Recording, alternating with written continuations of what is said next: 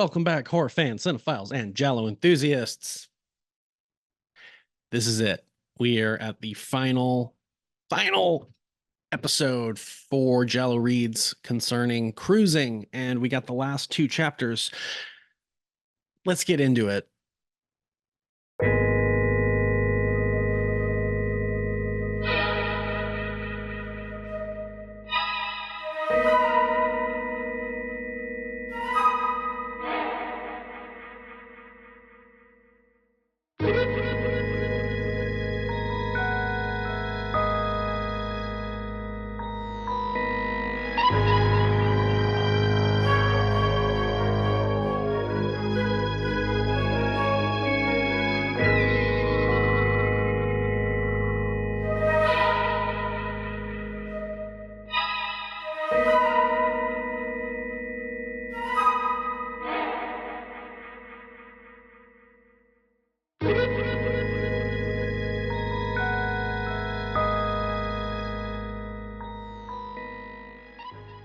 Okay, chapter 19, John Lynch. So, John has not been out of his apartment lately because he's kind of freaked out what he did.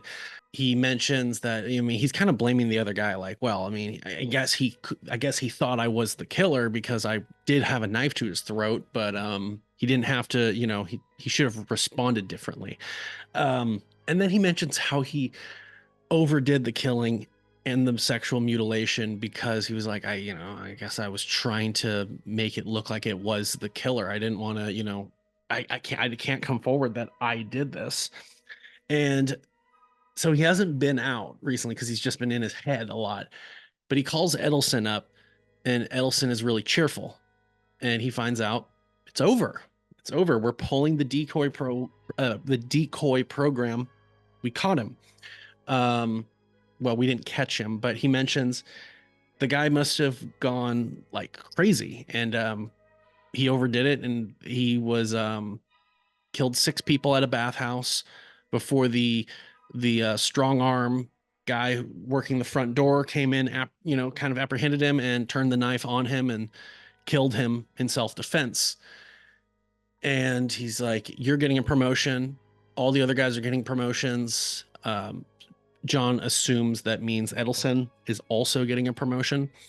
And Edelson says, like, too bad about Vitrolo. I think that was his name. Too bad about him. He would have gotten a promotion too. And John is kind of like, well, that's just the way it is. And he's like, yeah, I guess you're right. But still. And essentially, yeah, he pulls him off. He's like, we're not doing this anymore. And, but John is kind of like, well, but did we actually do anything? And he's like, yeah. He's like, but we didn't catch him. And he goes, no, but the presence, like us flooding the area, we got him to break his pattern. We got him to kill someone, and then he went into the bathhouse and just went totally AWOL. Just he absolutely, like, we put so much pressure on him that we got him to break. So it did work. Anyways, you're getting a promotion. Take some days off, enjoy the 4th of July, and we'll see you back at the station. And he gets off the phone, and John is kind of just like, oh wow, I mean, I guess I got away with it and everything. And there's this interesting part where he then goes into the bathroom and he sees himself in the mirror. And real quick, Edelson mentions that yeah, his name was Stuart Richards. He lived right across from Columbia, so I was right about my theory, he says. And he essentially concludes that Stuart Richards must have been a self-hater, and every time he killed, he was killing the side of himself that he despised. It's like, okay. Anyways, back to where I was. He goes he's looking in the mirror, and he notices that the reflection smiling back at him is smiling the same way that Stuart Richards would describe these smiles and what it means. And It reminded Lynch of the smile Dave Hopper had given him the night he turned down Dave's invitation to dinner and a movie. It also reminded him of those weird smiles he could never quite wipe off the faces of the homosexuals he'd picked up and then beaten up at the off-base bar during that one funny period. He shook himself, reached down to turn on a faucet, and splashed water on his face. So he admits finally that he, you know, was actively gay bashing when he was in the service, when he was in the army base. And he remarks like, "What am I going to do with my time? Maybe I'll go around where Uncle Phil's summer place used to be, do some fishing, see if he could swim across the lake himself, maybe throw some other kid in for a swimming lesson. Who knew?" So there's this dark aspect of John Lynch where it's like he's eager to repeat the cycle, it seems. And he thinks about how Edelson had told him, I forgot to mention this, Edelson told him that you'll never guess what about this Stuart Richards guy, what he looked like, everything. Same age, same body type, same hair. And that's where he says he was literally killing himself. He was killing people that looked like him. And this causes John Lynch to think like, so I looked like the victim. So I looked like these gay guys. I looked like the killer. I guess we're not so different, the victims, the killer, myself. And then he starts shaving, kind of like the movie. Concentrate on brushing your teeth and on shaving. Concentrate on that lather, on that razor, how one slices through the other the way a good knife guts a trout. Small step by step, get the hell out of here. And yeah, he's just looking at his reflection in the mirror after he shaves, and he wonders, did I wonder if I ever met the killer? I wonder if I ever passed him on the street. And we know as the reader that he actually did. And then he has this how did they put it? He's wheezing. He was wheezing at the beginning of the chapter and he's kind of wheezing again now. He's like inherited Stuart Richards, not his asthma per se, but his like sharpness of breath, his inability to like just kind of calm down and breathe. But anyways, concentrate. Get out of the bathroom and pack that suitcase. You've got things to do, arrangements to make, time to kill. And that is the end of John Lynch in the book. One more chapter.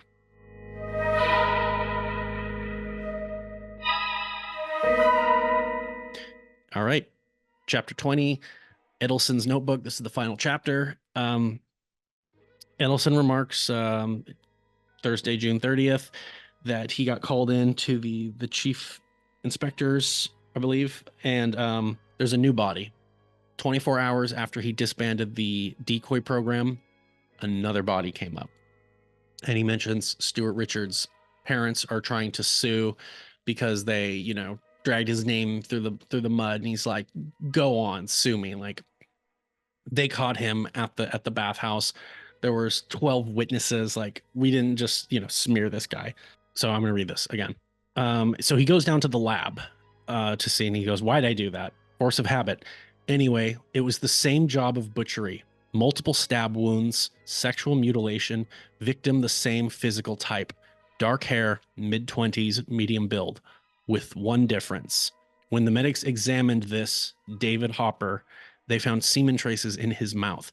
First time we found anything like that. He had a roomie, but roomie's out. He'd been at the beach with 3 gay friends from noon to 6 p.m., and the killing took place around 4 p.m. Still, it had to be someone Hopper knew. No sign of a struggle, and the semen in his mouth has to tell you something. Or so you'd think. Very clearly, it is John Lynch. That is insane. So very different from the movie is more implying it, but the book is like, no, it's pretty sure him.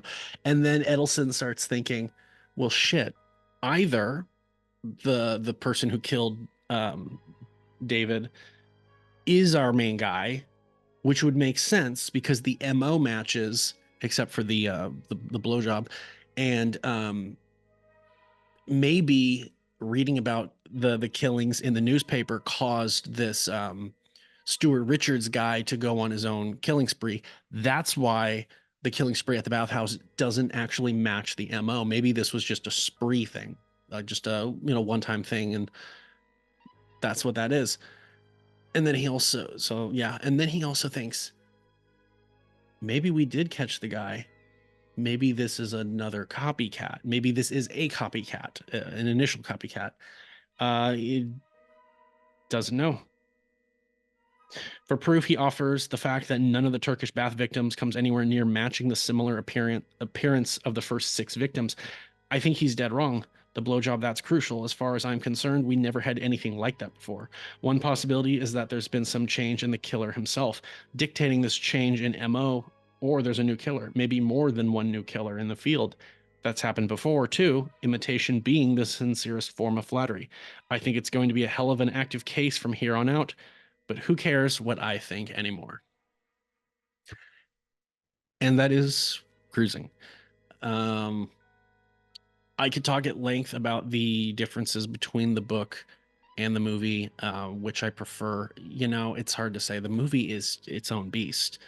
The scenes with the club, the the whole character component with what's his name? What's the John Lynch character in the movie? Al Pacino's character still goes by John Forbes, but the movie is more interesting in terms of it doesn't answer as many things. It leaves things out in the open. It leaves things up for interpretation.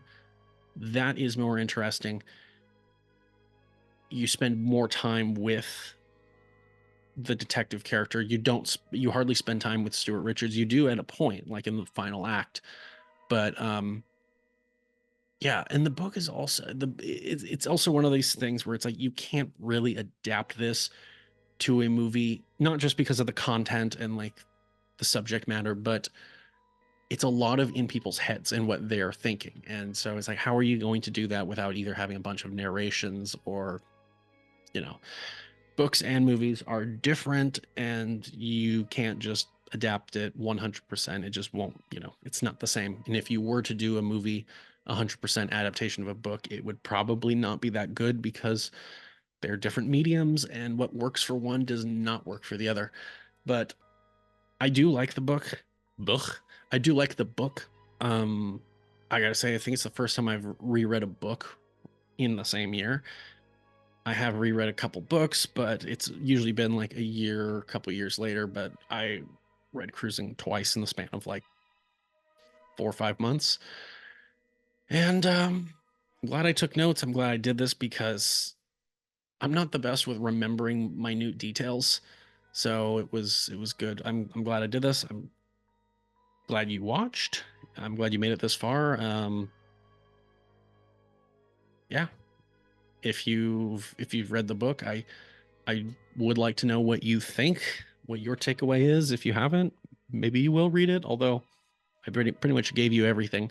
I will say the language used, not the curse language, but just the way the characters think is very interesting.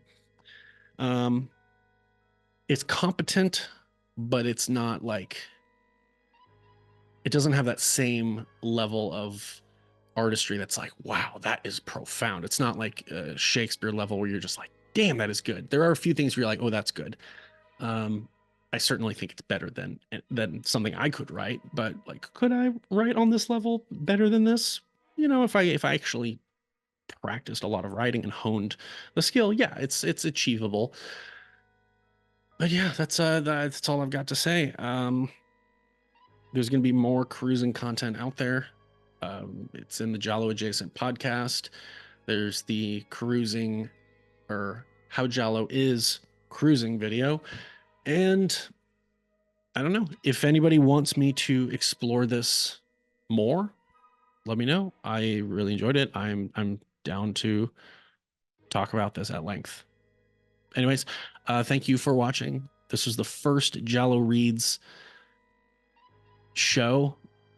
Up next, I don't know exactly what I am going to do. I have the book Dead Girl Blues I've had that for about a year.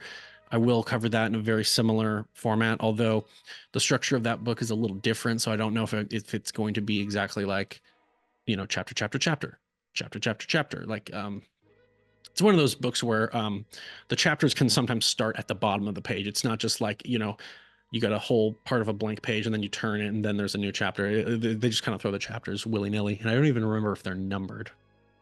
Maybe they are. I think there's like 40 something chapters in the book, something like that. And then I think it's called Giallo Fantastique. I think that's what it's called. It was a book. It's a compilation of Giallo shorts that were written by numerous authors. I got that for my birthday this year. Nathan bought that for me, which is really cool because I had been meaning to get that book for a while. So, and I didn't even mention it. He was just like, "I got you a present. I hope you like it." And I got it. I was like, "Damn, that's so cool." I got more Jello Reads content. So, yes, there will be more of these. I cannot say for certain when. I have to be honest, it is really hard to do multiple types of content. I'm always trying to keep content for the main YouTube. I'm trying to do content for the Patreon that is exclusive to the Patreon, such as the Rat Hole Burn movie reviews and the podcast and such. But a lot of that is like with the podcasts, a lot of it is trying to get schedules right with friends. And then we have the technical issues of we kind of have to resort to audio only, which for me, I would always prefer to do video casts, but until Nathan gets a better computer, until things like that, we kind of are just going to be stuck doing podcasts, audio only. Um, yeah, I'm going to try and get I guess they'd be called Giallo plays. I don't know what the video game Let's Plays is going to be, but I know there's a lot of stuff. I know Bloodbath, I think is what it's called, is a game that I can play. There's a few other games that I would like to play. I mean, again, everything doesn't have to be Giallo, but there's only so much that the genre has influenced. But I mean, anything that is a mystery is Giallo adjacent somewhat. That's one way to look at it. Anyways, I'm sorry, my nose is itchy. It's what happens when you got mustache hairs. Thank you for watching. I really hope you enjoyed this. Give me feedback. What would you like to see me do? I mean, patrons, please. I listen to you. You know, tell me what you want. Tell me what you would like to see more of. The only thing I can't really take requests of is if someone's like, "Hey, can you cover? Hey, can you do torso?" It's like, I mean, I will, but I'm going in order. But if there is a Giallo movie in a past year that I've already passed, that's fair game. So movies that I covered in the Forgotten Giallo film series that I glossed over, you can request, "Hey, can you actually watch that movie and cover that movie?" Sure, why not? Um, but like I said, a lot of times people will ask me like if I can cover Dress to Kill or if I can cover any name the Giallo movie, and it's just like I am going to.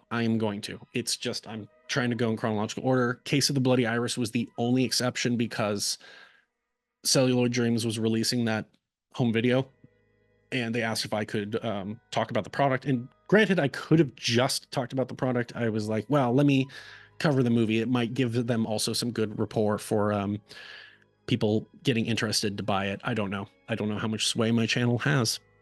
Anyways, thank you for watching. Thank you for subscribing and being a patron. And this is Tanner Leeser for The King in Giallo. And if nothing else, I will see you next time. Also, give me books recommendations if you want me to cover them. Bye.